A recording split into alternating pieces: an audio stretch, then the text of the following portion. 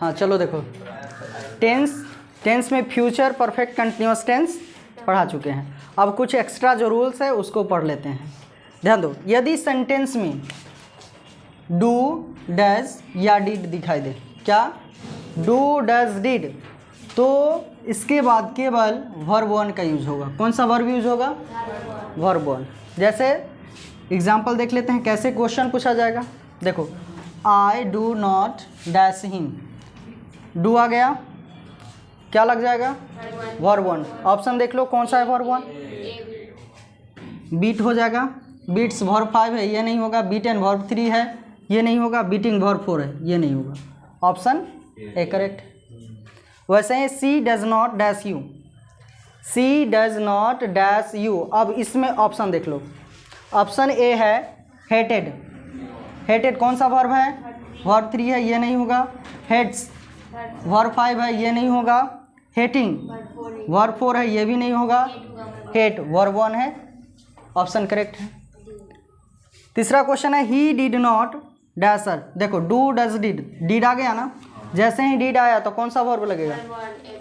Verb 1 लगेगा। तो इसमें वर्ब 1 देख लो। एब्यूज ये तो है वर्ब 3, ये नहीं होगा। एब्यूजिंग ये वर्ब 4 है, ये भी नहीं होगा। एब्यूज ये हो जाएगा, एब्यूज वर्ब 1 है। सचिन को दे दीजिए सर। उसके बाद देख लो एब्यूजेज, एब्यूजेज वर्ब 5 है, ये भी नहीं होगा। उसके बाद क्या है? दे डिड नॉट डैश अस, फिर आ गया क्या? डिड। जैसे ही डिड आया वर्ब 1 लगेगा। कौन सा ऑप्शन सही होगा?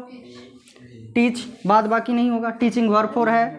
टॉट वर्ब 3 है। टीचर्स वर्ब 5 है, ये नहीं होगा। समझ में आ रहा है?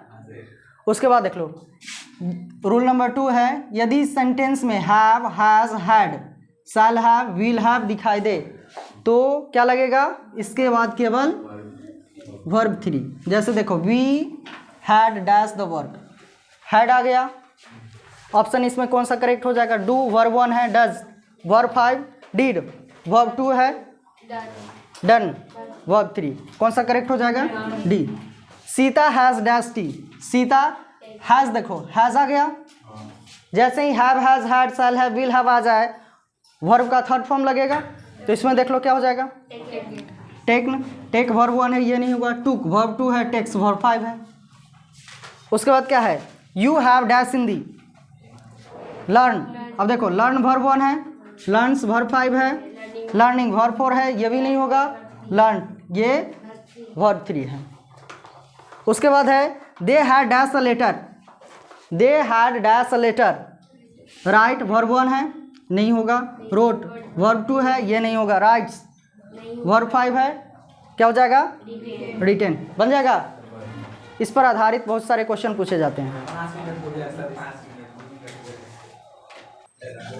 हाँ समझो, रूल नंबर 3 देखो, यदि सेंटेंस में have, has, had, shall have, will have आ जाए और इसके बाद क्या लगा रहे? Been, have been, has been, had been, shall have been, will have been, तो एक्टिव में क्या यूज करोगे? यदि सेंटेंस एक्टिव में है तो वर्ब 4 और पैसिव में है तो वर्ब 3। जैसे देख लो एग्जांपल से, you have been dash me. यदि सेंटेंस में बाय लगा हो तो समझो कि वह पैसिव है, और यदि बीन के बाद बीइंग लगा हो तो भी पैसिव है, यदि नहीं लगा हो तो एक्टिव है। तो ये सेंटेंस एक्टिव है, और सेंटेंस जब एक्टिव है तो बताओ कौन सा वर्ब लगेगा? वर्ब 4 लगेगा। तो वर्ब 4 लगेगा तो बताओ इसमें कौन सा सही है? कॉलिंग, क्योंकि ये कॉल, ये वर्ब 1 है, वर्ब 3 है और ये वर्ब 5 है, तो नहीं होगा, वर्ब 4 हो जाएगा। You have been calling me. उसके बाद क्या है? I have been being dash by you. देखो बीन के बाद बीइंग भी आ गया है, बाय भी लगा हुआ है, पैसिव है। और जैसे ही पैसिव है तो कौन सा वर्ब यूज होगा? वर्ब 3 यूज होगा। तो कौन सा वर्ब यूज होगा? कॉल्ड। बी ऑप्शन सही है। उसके बाद है we have been dash English, we have been dash English, बताओ कौन सा ऑप्शन सही है? लर्निंग हो जाएगा। क्यों? क्योंकि ये सेंटेंस क्या है? एक्टिव में है। डी ऑप्शन सही है। उसके बाद रूल नंबर 4 देखो, is, are, am, was, were, shall be, will be, been. यदि रहे सेंटेंस में is, are, am, was, were, shall be, will be, been दिखाई दे तो एक्टिव में वर्ब 4 और पैसिव में वर्ब 3 का यूज होगा। जैसे देखो he is dash a letter, बताओ सेंटेंस एक्टिव है या पैसिव है? एक्टिव है। अब एक्टिव है तो कौन सा वर्ब लगेगा? तो ऑप्शन कौन सा सही हो जाएगा? D, writing. He is writing a letter. उसके बाद दूसरा है question, a letter is being dash by him. Sentence active है या पैसिव है? पैसिव है। देखो बीइंग लगा हुआ है, बाय भी लगा हुआ है, पैसिव है। पैसिव है तो कौन सा वर्ब यूज होगा? वर्ब 3।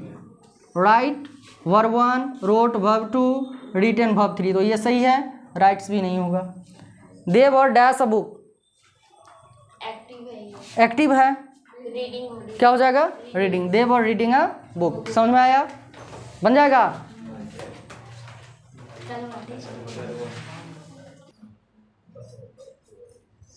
समझो। रूल नंबर 5 है, यदि मॉडल ऑक्सिलरी वर्ब आता है सेंटेंस में, यदि मॉडल वर्ब के बजाय तो वर्ब 1 का यूज होगा। ध्यान दो, मॉडल वर्ब होता है कौन? Shall, will, can, could, may, might, should, ought to, must, need, dare, used to. यदि केवल ये रहे, इसमें से कोई रहे तो क्या लगाओगे? वर्ब 1। यदि मॉडल वर्ब यानी इन 13 के बाद या तो बी आ जाए या फिर हैव आ जाए तो वर्ब का थर्ड फॉर्म यूज होगा, वर्ब 3 का यूज होगा। जैसे देखो ही विल डैश मी, तो यहाँ देखो शैल या विल मॉडल वर्ब है, इसके बाद बी या हैव आया है क्या? नहीं आया है। यदि नहीं आया है तो कौन सा वर्ब यूज होगा? वर्ब 1। इसमें कौन सा है? ऑप्शन ए सही हो जाएगा, हेल्प। उसके बाद दूसरा क्वेश्चन देखो, you should dash medicine on the time. Should के बाद बी या हैव आया है क्या? नहीं आया है। नहीं आया है तो कौन सा वर्ब? वर्ब 1। ऑप्शन देखो वर्ब 1 कौन सा है इसमें? ठीक। उसके बाद है तीसरा, you should have dash a letter. You should have dash a letter, तो क्या बताए? यदि मॉडल वर्ब के बाद बी या हैव आ जाए तो कौन सा वर्ब यूज होगा? वर्ब 3 यूज होगा। तो कौन सा इसमें वर्ब 3 है? राइट वर्ब 1 है, रोट वर्ब 2 है, राइट्स वर्ब 5 है, रिटेन वर्ब 3 है। उसके बाद देखो it can be dash by you. Can के बाद देखो मॉडल वर्ब के बाद क्या आ गया? बी। तो कौन सा वर्ब का यूज होगा? वर्ब 3। इसमें वर्ब 3 कौन है? डन। समझ में आया? यानी इसके बाद यदि केवल मॉडल वर्ब है तो वर्ब 1 का यूज, और यदि मॉडल वर्ब के बाद बी या हैव आ जाए तो कौन सा वर्ब का यूज होगा? वर्ब 3 का यूज होगा। समझ में आया?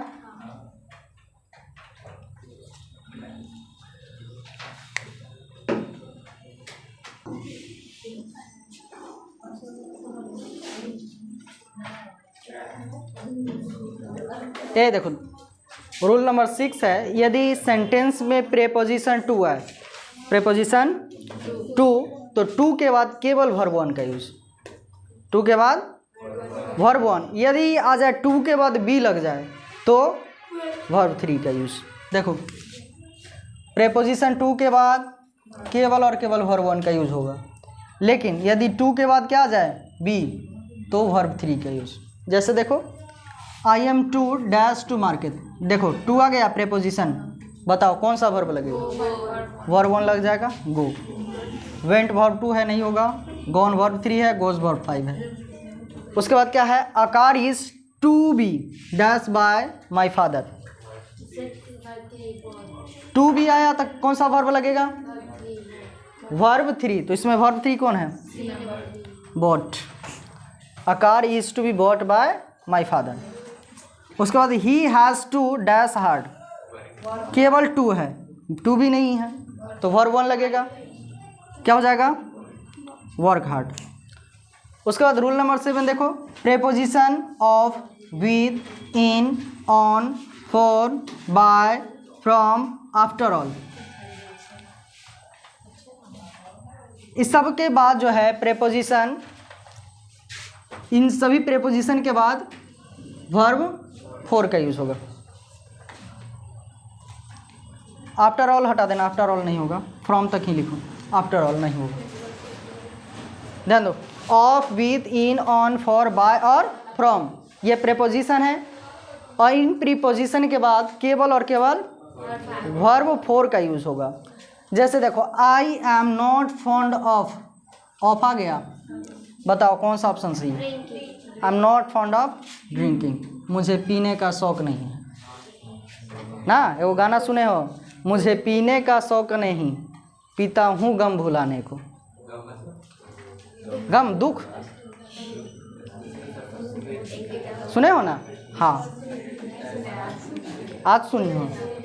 उसके बाद देखो क्या है, सी गोज ऑन, ऑन आ गया, she goes on dash a book, she goes on dash a book, बताओ कौन सा ऑप्शन सही है? Reading a book, she goes on reading a book. You are tired of, of आ गया, क्या हो जाएगा? Walking, you are tired of walking, और टेंस यहीं समाप्त होता है।